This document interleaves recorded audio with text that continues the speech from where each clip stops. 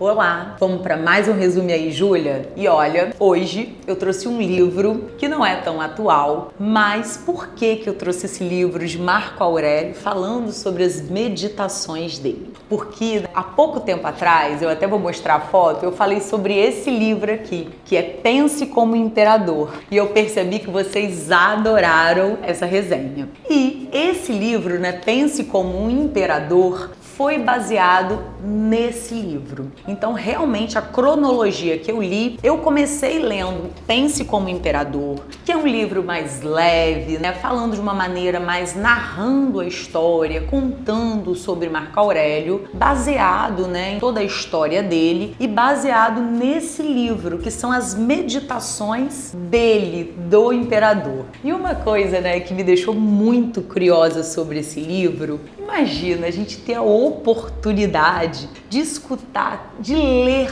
um diário de um imperador, gente. Você consegue imaginar o privilégio que esse livro nos traz? Gente, Marco Aurélio foi um grande imperador e a gente ter nas nossas mãos um diário escrito por ele, com os pensamentos dele, como que ele vivia aquilo tudo, como pensava um imperador. E aí, despertou minha curiosidade. Então, eu peguei esse livro e li.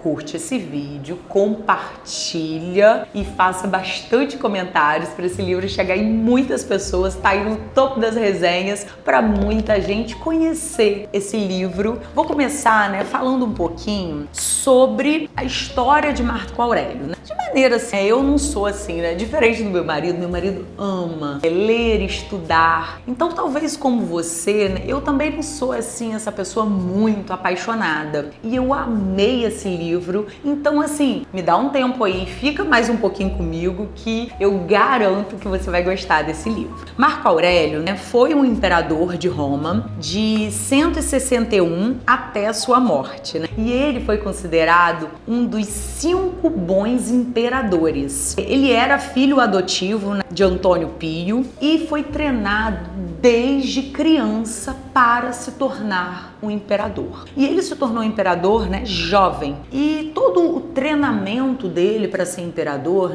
veio de várias coisas. Inclusive, ele foi doutrinado numa filosofia estoica. Então, o que o estoicismo fala? O estoicismo, ele tem um foco em tudo aquilo que pode ser controlado pela pessoa. O estoicismo é como, se a gente olhasse assim, falasse assim, olhasse para uma pessoa e falasse assim, nossa, essa pessoa é sábia. Porque sabe quando você vê uma situação e aí você não se abala, você pensa, eu tenho controle sobre aquilo? Não. Então, eu não tenho nada a fazer. Esse é o pensamento estoico, mas há de convir que é muito difícil a gente se manter equilibrado e calmo quando uma situação muito adversa acontece e a gente sempre pensar, eu tenho controle sobre isso? E isso vem muito da ansiedade, Eu acho que a ansiedade é sobre isso, É a gente sempre ficar pensando em coisas que não estão sob o nosso controle. Então o estoico, o pensamento estoico dá esse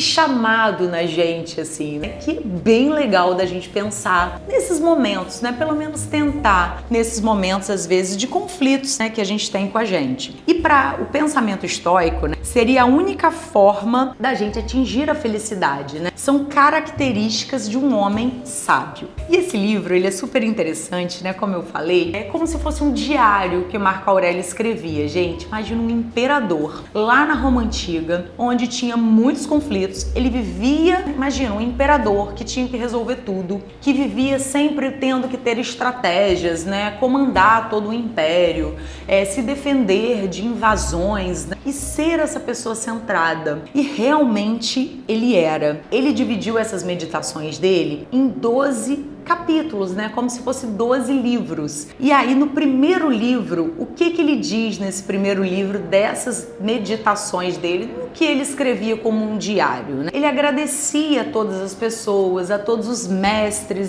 todos os bons exemplos e todos os conselhos, bons conselhos que ele aprendeu. Então eu acho que isso já mostra, uma das coisas que eu mais me encantei lendo essas meditações, esse diário dele, foi que, imagina, um imperador era a pessoa principal principal ali de todo o império. Imagina o poder, o tamanho do ego dessa pessoa que tá ali, achando que ele é o superior. E todas as vezes que a gente vai lendo, ele se coloca como uma pessoa tão humilde, sabe? Se coloca como uma pessoa igual, que tem os seus defeitos, que tem as suas qualidades. E ele olhava para as pessoas também respeitando, né, a individualidade de cada um. E isso é muito legal, porque é tão difícil a gente já ver pessoas assim. E imagina lá atrás, onde um grande imperador conter essa humildade. Olha no segundo livro como ele fala. Lembra-te de quanto tempo já adiastes essas coisas e que existe somente certo limite de tempo designado a ti, que se não fizeres uso dele para te acalmares e amenizar as muitas enfermidades da tua alma, ele passará e com ele e nunca mais voltará. E assim, é tão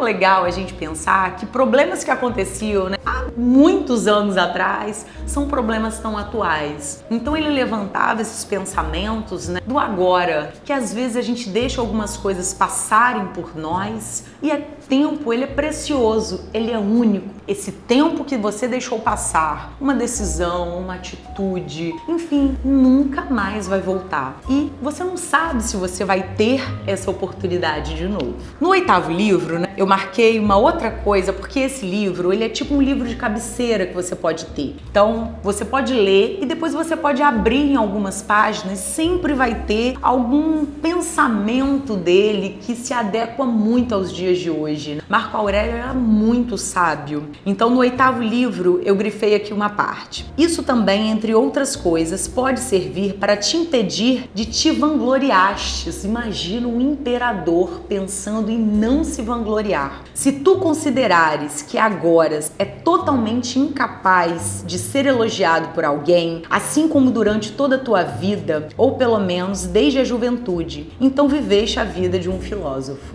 Então, o que ele diz aqui? Que não se vanglorie, porque os momentos passam, as coisas acontecem e são momentos que são vividos. Nossa, o quanto ele era humilde, nossa, isso me encantou tanto. E pensando numa figura de um imperador, né? Ensina aquele que ofende com amor e mansidão, a fim de lhe mostrar o seu erro. Mas, se puderes, então culpa a ti mesmo, ou melhor, não a ti, caso tua vontade e teus esforços não tiverem faltado. Então eu acho que, olha esse pensamento, né? Pra gente ensinar o outro alguma coisa que ele tenha feito errado, com bondade, mansidão, com amor. Mas antes de você tentar fazer isso, olha pra você e pensa se você já conseguiu se organizar para fazer aquilo. E tá tudo bem se você não conseguiu, porque você tá aqui para aprender, para ser a sua melhor versão. Gente, fica a dica desse livro que acalma a alma, assim, sabe?